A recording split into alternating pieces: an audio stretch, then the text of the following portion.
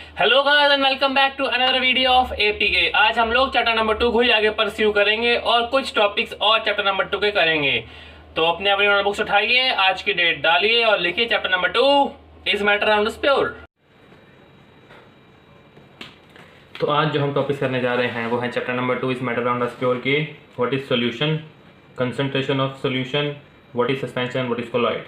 तो पहला सवाल जो हमारा आता है कि what is solution, what is solution. तो बेसिकली हम सब जो अब तक जानते हैं कि हमारे घर में तो हम ये कह देते हैं कि चीनी और पानी का घोल एक सॉल्यूशन है, बट इसके अलावा जो साइंटिफिकली हम कहेंगे solution is a homogeneous. Homogeneous जहाँ तक आपको याद होना चाहिए अभी कि वो लिक्विड जो वो मिक्सचर्स जो कि विजिबल हम आंखों से नहीं देख सकते, जिसके अंदर पार्टिकल्स जो होते हैं वो अलग अलग दिखाई नहीं देते, वो होते हैं होमोजीनियस मिक्सचर्स। तो are solution is a homogeneous mixture और two or more substances. Example soda water या फिर लेमनेड। तो यूजुअली हम लोग ये सोचते हैं कि जो मिक्सचर है एक लिक्विड और लिक्विड का होगा, यानी कि कोल्ड ड्रिंक के अंदर पानी कह लीजिए मजाक के तौर पे, कोल्ड ड्रिंक भी लिक्विड, वाटर भी लिक्विड था, उसका मिक्सचर वो बनेगा। सोडा वाटर जो हम लेमनेड पीते हैं, लेमन सोडा पीते हैं, उसके अंदर भी सोडा लिक्विड और वाटर डलता है, वो भी लिक्विड। लेकिन और हम ये भी जानते हैं कि लिक्विड और सॉलिड की भी होती है, सॉलिड का भी सॉल्यूशन होता है। लिक्विड हमारा वाटर, सॉलिड हमारी शुगर कह सकते हो या सॉल्ट कह लो या कुछ भी और हम ये भी जानते हैं कि लिक्विड और गैस का भी होता है। लिक्विड और गैस का वो होता है जैसे कि हमारा हो गया सोडा यानी कि सोडा वाटर, यानी कि हम जो घर में सोडा लेके आते हैं किनले या फिर किसी भी ब्रांड का हम लेके आते हैं, वो बेसिकली कुछ नहीं होता, वो वाटर के अंदर सिर्फ CO2 प्रेजेंट होती है, उसकी वजह से उसको सोडा वाटर कहते हैं, क्योंकि सिर्फ वाटर के अंदर CO2 होती है, इसलिए वजह से वो फिजिक्स की साउंड भी आती है जब उसको खोलते हैं, और कुछ नहीं होता। और जो हम लोग नहीं जानते वो होता है सॉलिड का सोल्यूशन, इसको हम बोलते हैं एलॉय। एलॉय इज बेसिकली जैसे कि आप सबने सुना होगा एलॉय व्हील्स डलवाए उसने अपनी कार में, तो एलॉय व्हील्स कुछ नहीं है, 2 या 3 किसी भी कोई भी स्टील, और मान लीजिए स्टील और एल्यूमिनियम या फिर हम कह लो ब्रास और स्टील, इन दो ये दो हो गए कंपोनेंट्स, ये दो कंपोनेंट्स, इन दोनों का मिक्सचर यानी कि इन दोनों को मेल्ट करके बनाया गया कुछ, और इन दोनों को मेल्ट करके बनाया गया कुछ, और वो जो मटेरियल बनेगा उसको बोलते हैं हम एलॉय, वो होती है एलॉय की डिफाइन। और तीसरी चीज जो हम नहीं जानते, मोस्टली नहीं जानते कि एयर का भी मिक्सचर है, लेकिन हमने कहा हम जानते हैं चीज को कि एयर का मिक्सचर है, बट कभी ध्यान नहीं दिया। एयर और एयर का मिक्सचर होता है, या आप तो हमारी आसपास एटमॉस्फेयर कह लीजिए हमारा, ये कुछ भी और एग्जाम्पल हो सकता है इसका, but mixture solid air liquid solid gas, इस सब के होते हैं। तो जो अब हमारा सोल्यूशन है ना, वो सोल्यूशन हमारा बेसिकली 2 चीज़ों से बनता है, एक होता है सॉल्वेंट और एक होता है सोल्यूट। तो सॉल्वेंट जो होता है हमारा वो लार्ज क्वांटिटी में प्रेजेंट होता है, it is present in large quantity. लेकिन दूसरी तरफ जो हमारा सोल्यूट होता है it is present in small quantity. Small quantity से ये मतलब नहीं है कि जरूरी है कि उसे स्मॉल क्वांटिटी में डालना है, मोस्टली ये स्मॉल क्वांटिटी में यूज होता है। अब सॉल्यूट और सॉल्वेंट को जो मिला के बनता है वो होता है हमारा सॉल्यूशन। सॉल्वेंट और सॉल्यूट को मिला के सॉल्यूशन बनता है। Solvent it is present in large quantity and solute it is present in small quantity. Example के तौर पे अगर मैं दूं आपको, तो आप वाटर को मान लीजिए सॉल्वेंट वाटर, और चाय बनाने जब चाय बनाते हो तो पानी के अंदर चीनी घोलते हैं, तो हम पानी के अंदर चीनी घोलते हैं, दैट इज शुगर हम स्मॉल क्वांटिटी में यूज करते हैं और वाटर लार्ज क्वांटिटी में यूज करते हैं एज कम्पेयर टू शुगर। तो वाटर जो हो गया वो हमारा सॉल्वेंट हो गया और जो शुगर है वो हमारा सोल्यूट हो गया, बस वेरी सिंपल। अपना एग्जांपल के तौर पे आप ये ले लीजिए कि ये तो हो ही गया कि solution in water sugar water, और सोल्यूशन ऑफ आयोडीन, ये एक टिंक्चर ऑफ आयोडीन नाम आपके आएगा, यूज होगा, उसके लिए बता दूं कि solution of iodine in alcohol वो क्या होता है, basically solution of iodine in alcohol होता है, हम इसको बोलते हैं टिंक्चर ऑफ आयोडीन। इसका यूज़, इसकी काफ़ी ना एंटीसेप्टिक प्रॉपर्टीज़ होती हैं, एंटीसेप्टिक प्रॉपर्टीज़। तो ये आपके चोट वगैरह का ऊपर यूज हो सकता है। ये एक इसका एग्जांपल सॉल्वेंट सॉल्यूट का, इसके अंदर जो हमारा आयोडीन और अल्कोहल का मिक्सचर बन जाता है। उसके बाद हम पढ़ेंगे कि सॉल्यूशन की हमारे पास प्रॉपर्टीज़ क्या क्या है, कि हमारा सॉल्यूशन जो है वो बिहेव कैसे करता है। उसके लिए छोटे छोटे की पॉइंट्स की तरह हम याद रख सकते हैं कि पहला होमोजीनियस मिक्सचर होता है, सॉल्यूशन होमोजीनियस मिक्सचर। दूसरा साइज ऑफ पार्टिकल, ये काफ़ी मेन चीज़ होती है कि एक जो होमोजीनियस पार्टिकल, एक जो होमोजीनियस मिक्सचर होता है उसको डिफाइन करने के लिए उसके पार्टिकल का साइज है ना, वो बहुत मैटर करता है। Size of particle in solution जो होता है वो होता है 1 नैनोमीटर। सवाल उठता है कि 1 नैनोमीटर कितना होता है। नैनो मीन्स 9, तो 1 nanometre is 10⁻⁻⁹ metre in diameter. बहुत स्मॉल होता है ये, आप इसको अपनी नॉर्मल आई से नहीं देख सकते, can not see through naked eyes. उसके बाद इतना साइज का स्मॉल होता है, size of particle is very small that it do not scatter beam of light passing through it, beam of light passing through it।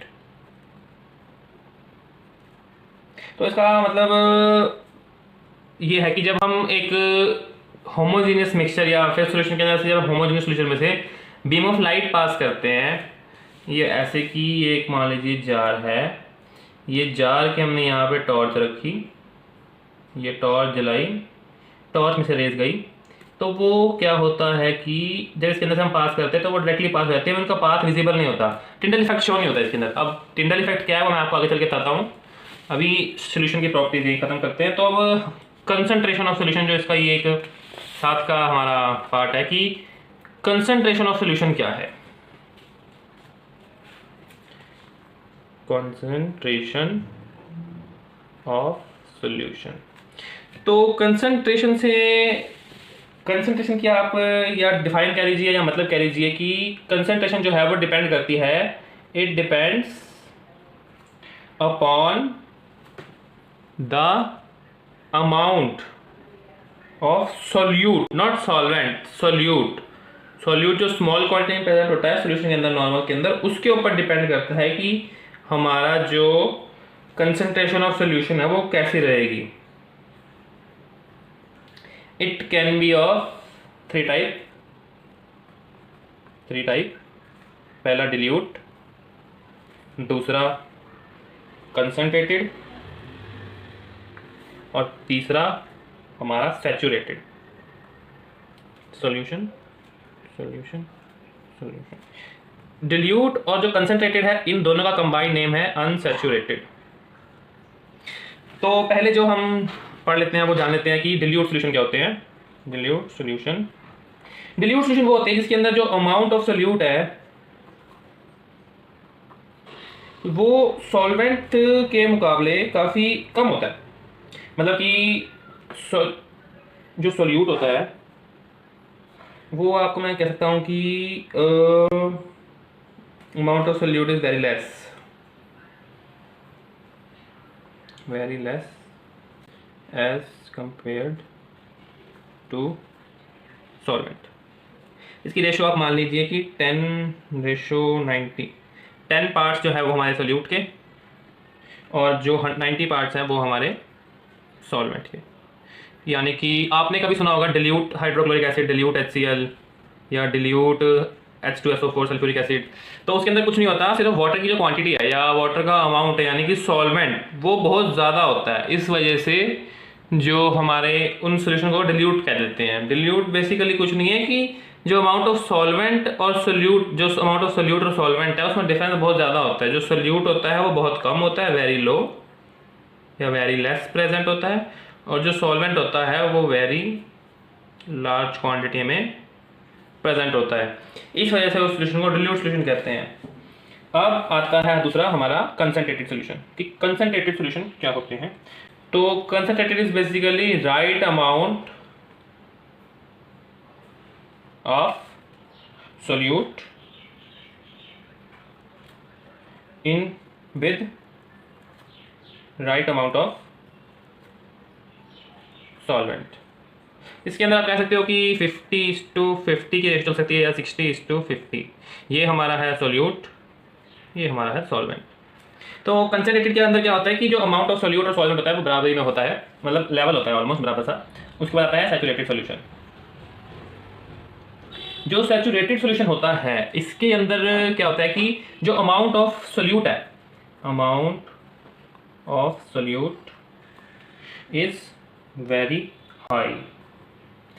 Solute का जो amount है वो बहुत ज़्यादा होता है। इसके अंदर क्या होता है कि आप एक जार लीजिए, उसके अंदर शुगर डालिए, डालते जाइए डालते जाइए डालते जाइए डालते जाइए। एक टाइम ऐसा आएगा कि जब वो शुगर है वो घुलनी बंद हो जाएगी, वो एज अ पार्टिकल्स नीचे बैठ जाएगी। आप डालते रहेंगे वो घुलती रहेगी घुलती रहेगी घुलती रहेगी घुलती रहेगी घुलती रहेगी। एक टाइम पे आके जो वाटर की कैपेसिटी है उस शुगर को डिजोल्व करने की वो खत्म हो जाएगी। उस टाइम पे जो सोल्यूशन बनेगा उसको कहते हैं सैचुरेटेड सोल्यूशन। तो सैचुरेटेड सोल्यूशन कुछ नहीं है बेसिकली, जब हम एक सोल्यूशन एक सॉल्वेंट के अंदर बहुत ज़्यादा अमाउंट ऑफ सोल्यूट डालते रहते हैं उसको डिजोल्व करते रहते हैं, तो जो सोल्यूशन बनता है जिस पॉइंट पे आके ये शुगर डिजोल्व होनी बंद हो जाएगी उसको कहते हैं सैचुरेशन पॉइंट। उस पॉइंट के बाद कोई शुगर डिजोल्व नहीं होगी अनलेस और अनटिल हम कोई एक्सटर्नल मीडियम यूज़ करें। एक्सटर्नल मीडियम क्या होता है मैं आपको बताता हूँ, लेकिन अभी ये समझ लीजिए कि जब शुगर डिजोल्व होनी बंद हो जाए तो उस पॉइंट का नाम है सैचुरेशन पॉइंट। सैचुरेशन पॉइंट, इस पॉइंट के बाद कोई अमाउंट ऑफ शुगर डिजोल्व नहीं होगा। तो जो सोल्यूशन बनेगा वो होगा सैचुरेटेड सोल्यूशन। जिस पॉइंट पे बनेगा, जिस पॉइंट पे आके बनता है वो होता है सैचुरेशन पॉइंट। तो अगला हमारे पास मतलब कि हम कुछ एक्सटर्नल फोर्स कर सकते हैं कि मतलब कि जब एक मेथड कह लीजिए, one method to dissolve more sugar ये है कि आप उसको हीट करो। हीट करके जो वाटर जो पानी है उसके अंदर वो एक्सपैंड करेगा, उनमें काइनेटिक एनर्जी आएगी। काइनेटिक एनर्जी आएगी तो वो मूवमेंट करेंगे, मूवमेंट करने से स्पेस वेकेंट हो जाएगी। तो जो शुगर है, शुगर के जो पार्टिकल नीचे बैठे हुए हैं जो डिजोल्व नहीं हो रहे शुगर के, वो भी डिजोल्व हो सकते हैं। इसके अंदर कुछ नहीं है कि आप मोर सोल्यूट ऐड करें, more solute by continuous heating, और वो वाटर में डिजोल्व हो जाएगी। अगर आप चाहें तो इसको अपने घर में टेस्ट भी कर सकते हैं, बस ज़्यादा शुगर में डिजोल्व करना नहीं, मम्मी डांटेगी। हाँ, तो एक बार ही करना, थोड़े से पानी के अंदर एक ग्लास के अंदर at least 10 ml of water use करना, उसके अंदर 1 स्पून ऑफ शुगर डालना, उससे डिजोल्व करना, फिर एक और स्पून ऑफ शुगर डालना। एक टाइम पे आपको खुद चलेगा पता कि शुगर जो है वो डिजोल्व होनी बंद हो गई है। और यही आप अगर उस जार को या उस पानी के जो भी पानी जितना अमाउंट ऑफ सोल्यूशन आपके पास बना हुआ है उसको अगर आप हीटिंग प्रोवाइड करोगे और फिर डिजोल्व करोगे, यू विल योरसेल्फ सी कि वो शुगर जो है वो डिजोल्व होनी शुरू हो गई है। तो ये तो सिंपल एक्टिविटी, आप इसको अपना घर में भी एक बार कोशिश कर सकते हैं करने की। इसके बाद अब हमारे पास सवाल आता है कि हम ये चेक कैसे करें कि जो सोल्यूशन है वो कितना कंसनट्रेटेड है या कितना कंसनट्रेशन, कितना अमाउंट ऑफ सोल्यूट या सॉल्वेंट उसके अंदर प्रेजेंट है। तो उसके लिए हमारे पास कुछ वेज हैं, कुछ तरीके हैं। ये न्यूमेरिकल बेस्ड चैप्टर है, इसमें कुछ न्यूमेरिकल भी आएंगे, वो आपको मैं एक अलग वीडियो बना दूंगा उसके लिए कि न्यूमेरिकल्स कैसे करने हैं। तो मास बाय मास, पहला mass by mass percentage of solution. इसका फॉर्मूला बेसिकली यही है कि mass of solute upon mass of solution into 100 is for percentage. तो सोल्यूट जितना अमाउंट में प्रेजेंट है और जो आपका सोल्यूशन यानी कि सोल्यूट प्लस सॉल्वेंट का जितना भी मास है, सोल्यूट और सॉल्वेंट जितना मास को ऐड नीचे रखेंगे और मास ऑफ सोल्यूट जो आएगा उसको ऊपर रखकर इंटू मल्टीप्लाई कर देंगे। दैट्स इट, सिंपल फॉर्मूला है, इसको आप क्रैम कर लीजिए। समझने का तो कुछ इसमें है नहीं, मास ऑफ सोल्यूट और मास ऑफ सोल्यूशन याद ही करने के लिए है बस। उसके बाद mass by volume percentage of solution. तो इसके अंदर है कि mass of solute upon volume of solution, not mass of solution. ये मास बाय मास है, दैट इज मास ऊपर और मास नीचे, मास अपॉन मास। इसमें है मास अपॉन वॉल्यूम, तो mass of solute upon volume of solution into 100, ये होगा मास बाय वॉल्यूम। और तीसरा है, इसके अंदर बेसिकली गिवन होगा आपको सोल्यूट का मास गिवन होगा और सोल्यूशन की वॉल्यूम गिवन होगा, कितने वॉल्यूम में सोल्यूशन है, कितना ml कितना लीटर, और मास यानी कितना kg में सोल्यूट गिवन है। इनकी यूनिट्स होती हैं, उन यूनिट्स के हिसाब से भी आप देख सकते हैं कि क्या क्या गिवन है, इंटू 100 और सोल्यूशन निकाल दीजिए। उसके बाद हमारा थोड़ा आता है volume by volume percentage of solution, क्योंकि इसमें वॉल्यूम अपॉन वॉल्यूम है तो वही होगा volume of solute upon volume of solution into 100। Simple, कुछ है नहीं इसमें इतना याद वगैरह करना वाला, सिंपल है। खुद की मैंने किया mass upon mass, mass upon mass, mass upon volume, volume upon volume, बस ऊपर आना सोल्यूट, नीचे आना सोल्यूशन, और उसका मास वगैरह हमें गिवन ही होगा। उसके बाद आता है हमारा कि सस्पेंशन क्या है। ये बाइक के सस्पेंशन नहीं है, शॉक एब्जॉर्बर नहीं है, ये अलग सस्पेंशन है। तो व्हाट इज सस्पेंशन? तो जैसे कि सॉल्यूशन जो था हमारा वो होमोजेनियस सॉल्यूशन, होमोजेनियस मिक्सचर था। जो हमारा सस्पेंशन है ना, सस्पेंशन है हमारा heterogeneous mixture. These are heterogeneous mixture. Heterogeneous mixture कौन से होते हैं? हेट्रोजीनियस मिक्सचर्स वो मिक्सचर जिसके अंदर जो पार्टिकल प्रेजेंट होते हैं वो हम नेक्ड आई से देख सकें। तो these are heterogeneous mixture in which solute particles do not dissolve। that means वो घुलते नहीं हैं, वो घुलते नहीं हैं इसलिए ही दिखते हैं, but remain suspended throughout। तो particles of suspension are visible through naked eyes। तो हेट्रोजेनियस मिक्सचर होता है, पार्टिकल हेट्रोजेनियस है तो साफ हो ही गया कि इसके जो पार्टिकल्स होते हैं हम उनको नेक्ड आई से देख सकते हैं। दूसरा जो होता है पार्टिकल डिसॉल्व नहीं होते, सस्पेंडेड रहते हैं। इसका मतलब ये है कि जो आपका जार या मग, यहाँ पे भी आपने वॉल्यूम या सोल्यूट और सॉल्वेंट डाला है, उसके अंदर उसको जब डिसॉल्व करने की ट्राई करोगे वो डिसॉल्व ना होकर वहीं पर घूमता रहेगा, प्रेजेंट रहेगा। और इसकी ये भी होती है कि अगर आप इसको थोड़ी देर के लिए छोड़ देंगे, मतलब कि लेफ्ट अनडिस्टर्ब, यानी कि इसको आप बिना छेड़े ग्लास है उसको वहीं रख देंगे, तो कुछ टाइम बाद ट्रांसपेरेंट ग्लास में जब आप देखेंगे तो वहाँ पे जो सारा जो सॉल्यूट है आपका वो सारा सरफेस के ऊपर सेटल डाउन हो जाएगा। ये इसकी प्रॉपर्टीज़ है, वो मैं आपको बताता हूँ। तो प्रॉपर्टीज़ ऑफ सस्पेंशन जो है हमारा उसकी क्या है? तो प्रॉपर्टीज़ में आता है पहला, सस्पेंशन के अंदर आता है कि हेट्रोजीनियस हो गया, हेट्रोजीनियस मिक्सचर। दूसरा साइज लार्ज है, हेट्रोजेनियस तो साइज लार्ज होगा, साइज लार्ज।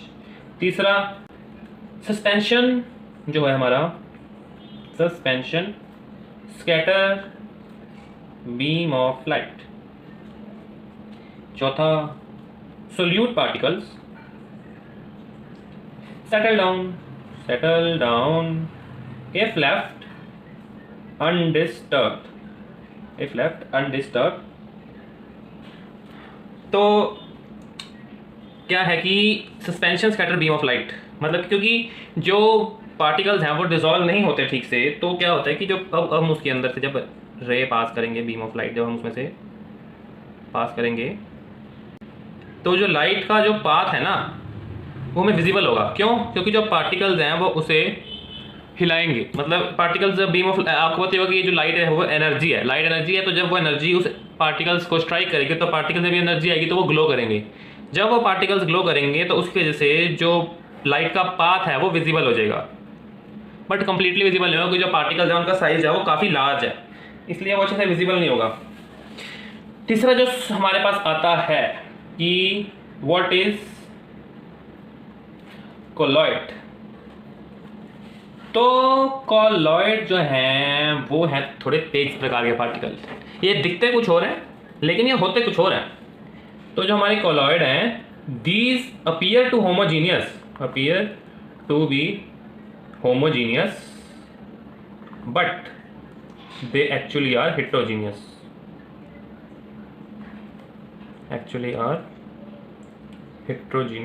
मैंने कहा है ना ये थोड़े तेज प्रकार के पार्टिकल्स हैं, ये दिखते कुछ और हैं और होते कुछ और हैं असल में। तो क्या होता है कि ये इसका एग्जांपल अगर मैं आपको दूं तो आप शायद समझ जाएंगे कि इसका एग्जांपल है मिल्क। सोचेंगे मिल्क इसका एग्जांपल कैसे हो सकता है, क्योंकि मिल्क तो बिल्कुल प्लेन होता है, इसमें कुछ पार्टिकल्स तो दिखते नहीं है। यही तो फिर बात है कि इसमें क्या होता है कि जो पार्टिकल्स का साइज होता है ना वो सस्पेंशन और सॉल्यूशन के बीच में लाई करता है। तो जब पार्टिकल का साइज होता है वो छोटा होता है बट सॉल्यूशन से बड़ा होता है, लेकिन जो पार्टिकल्स होते हैं उनको नेक्ड आई से नहीं देख सकते, लेकिन वो वहाँ पे प्रेजेंट जरूर होते हैं।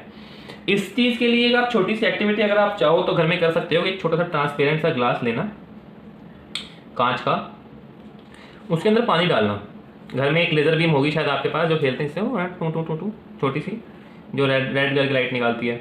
आप उस ग्लास के ना इस पॉइंट से यहाँ पे लेज़र मारना और सामने दीवार के ऊपर देखना। तो जब आप साइड में से देखोगे ना तो आपको यहाँ पे कुछ दिखेगा नहीं, कुछ भी नहीं नजर आएगा। लेकिन घर में साबुन सबके होता है, वो जो सोप होगा आपका, उसको बस एक बारी आपको उसके अंदर डिप करना है, 1 या 2 बार बस डिप करना है उसको। ये नहीं है कि हैंड वॉश नहीं यूज़ करना, सिंपल सोप को 1 या 2 बार इसमें डिप करना और अपनी फिंगर से उसको डिजोल्व कर देना। आपको कलर बिल्कुल सेम ऐसे दिखेगा, कोई फर्क नहीं दिखेगा कलर के अंदर, कलर नॉर्मल रहेगा उसका, कुछ भी दिखेगा बिल्कुल ट्रांसपेरेंट जैसे पहले था वैसे लगेगा। लेकिन अब जब आप इसके अंदर बीम ऑफ लाइट डालोगे तो आपको ना यहाँ पे उस लाइट का पाथ दिखेगा। सिंपल एक्टिविटी करके देखना, यहाँ पे उस लाइट का पाथ दिखेगा एकदम क्लियर, जैसा वो यहाँ से निकल रही है, जैसा वो यहाँ से एंटर कर रही है, सेम वैसा पाथ आपको यहाँ पे दिखेगा।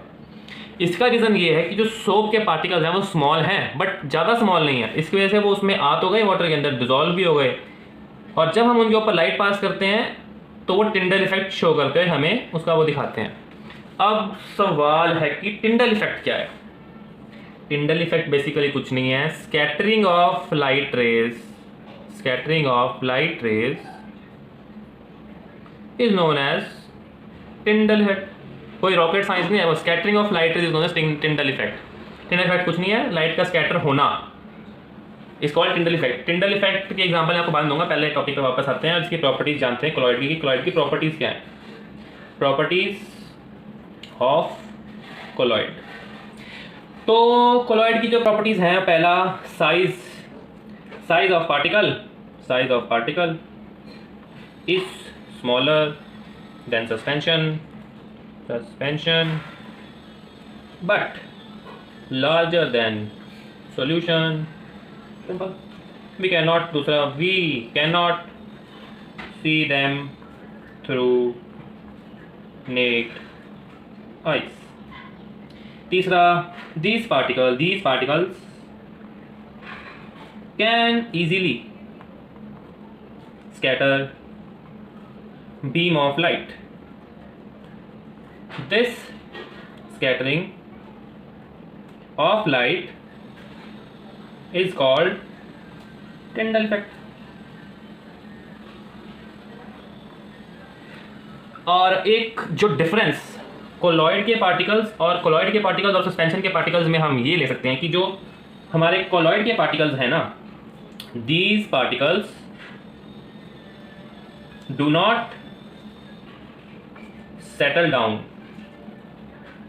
If left undisturbed. इसका मतलब ये है कि जैसे कि उसके पार्टिकल्स, सस्पेंशन के पार्टिकल्स कुछ देर छोड़ने के बाद जब उस पर सेटल हो जाते हैं ज़मीन के, मतलब बॉटम के ऊपर, वैसे जो हमारे कोलॉइड के पार्टिकल होते हैं वैसे नहीं होते, उस तरीके से सेटल नहीं करते। आप इसके एग्जांपल में आप कर लीजिए कि एक स्पून ऑफ सैंड एक पानी वाटर में डालिएगा, उसको डिजोल्व करिएगा, थोड़ी देर स्टर कीजिएगा, स्टर करने के बाद उसे थोड़ी देर छोड़ दीजिएगा, कुछ तो सैंड डिजोल्व होकर उसका कलर चेंज हो जाएगा वाटर का। जो बची हुई सैंड है वो आप खुद नोटिस करेंगे कि वो बॉटम के ऊपर पड़ी होगी। लेकिन जो दूसरी तरफ हमारा कोलॉइड है, वैसे जैसे आपको मैंने सोप कहा, सोप को आप उसमें 2-3 बार डिप कीजिएगा, उसके बाद आप उसको छोड़ दीजिएगा, उसका कलर वैसा रहेगा, आपको कोई सोप के पार्टिकल्स बॉटम पे नहीं मिलेंगे।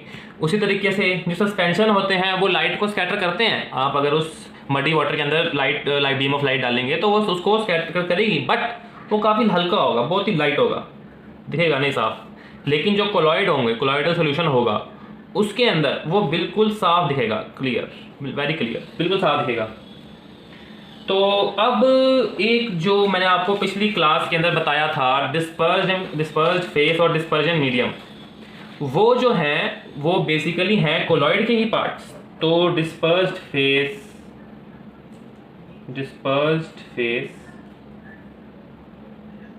और डिस्पर्जन मीडियम जो है हमारा, वो कोलॉइड के ही जो कोलॉइडल सॉल्यूशन है ना, कोलॉइडल सॉल्यूशन जो कोलॉइड से मिलके बनता है, कोलॉइडल सॉल्यूशन, क्योंकि अब इसके आगे सॉल्यूशन लग गया तो इसको बनाने में 2 चीज़ें लगेंगी, डिस्पर्स्ड फेस, डिस्पर्जन मीडियम। जैसे डिस्पर्ज फेज को आप सोल्यूट कह सकते हो और डिस्पर्जन मीडियम को कोलॉइडल सॉल्यूशन के लिए, मतलब वैसे हो कहेंगे इनको डिस्पर्ज फेज डिस्पर्जन मीडियम ही, लेकिन एक रेफरेंस के तौर पे समझाने के लिए मैं आपको कह रहा हूँ कि जो डिस्पर्ज फेज है उसको सोल्यूट कह सकते हो, जो डिस्पर्जन मीडियम है उसको आप सॉल्वेंट कह सकते हो। जो डिस्पर्ज फेज होता है वो स्मॉल क्वांटिटी में प्रेजेंट होता है, स्मॉल क्वांटिटी, और डिस्पर्जन मीडियम होता है वो लार्ज क्वांटिटी में प्रेजेंट होता है, एज सेम एज सोल्यूट और सॉल्वेंट, लार्ज क्वांटिटी। और इन दोनों के मिलने से जब हम इन डिस्पर्ज फेज डिस्पर्जन मीडियम के डिस्पर्जन मीडियम के अंदर जब हम डिस्पर्ज फेज को डालकर उसको डिसॉल्व करते हैं तो जो फॉर्म होता है वो कोलॉइडल सॉल्यूशन होता है। दैट्स इट, बस आज के लिए इतना ही। अगर वीडियो अच्छी लगी हो तो लाइक कीजिएगा, अगर नहीं अच्छी लगी हो तो डिसलाइक कर दीजिएगा। अगर आपको कोई डाउट्स हुए तो कमेंट्स में ज़रूर पूछिएगा। डिस्क्रिप्शन में मेरी मेल गिवन है, नोट्स चाहिए हो तो वहाँ पे आ जाइएगा। और चैनल को सब्सक्राइब कीजिए, बेल आइकन को प्रेस करिए ताकि नई वीडियोस की आपको अपडेट मिलती रहे। तो फिर बस इतना ही, थैंक यू। आई होप आपको वीडियो में मज़ा आया होगा और सब कुछ समझ में भी आया होगा। तो बस आपसे इतनी सी रिक्वेस्ट है कि जो आपको पढ़ाया है उसे एक बार दोबारा ज़रूर रीड कीजिएगा। तो बस आज के टॉपिक यहीं ख़त्म होते हैं, तो हम मिलेंगे अगली वीडियो में, तब तक के लिए सी या।